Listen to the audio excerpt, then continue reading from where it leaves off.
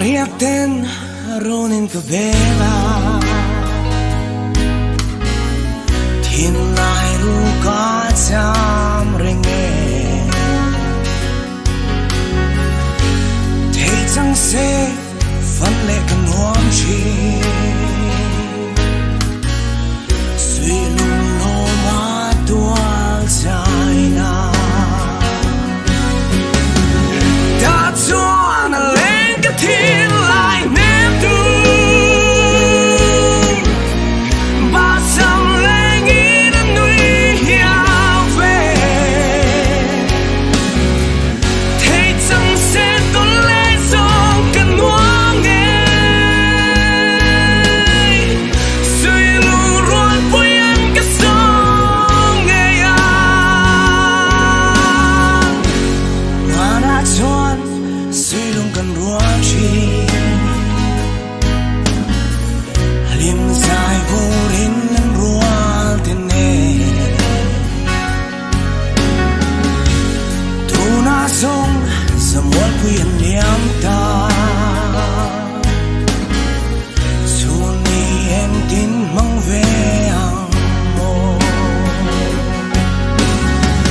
Ta chuan lên cái thiên lại ném tu Ba trăm lên ý đã nuôi hiao về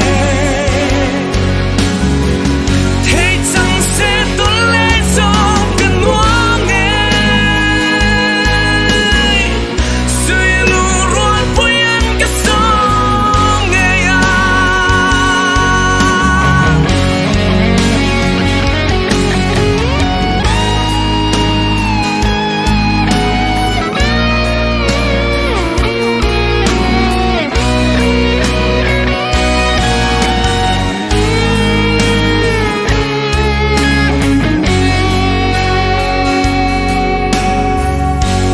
Chuan mắt căng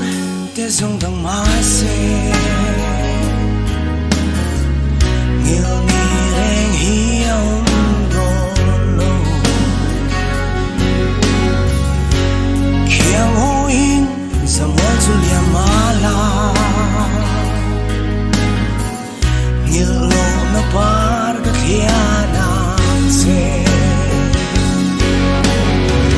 Ta chuan lên cái thiên lại ném tu Ba trăm lên ý đã nuôi hiao về Thế chẳng sẽ tôn lệ dòng cần hoang nghe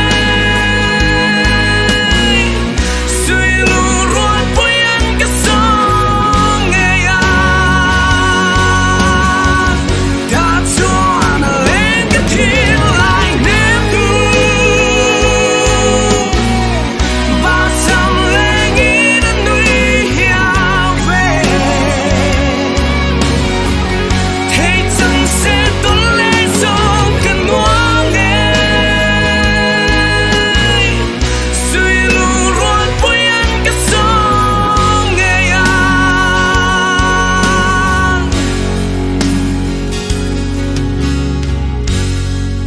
Hello bé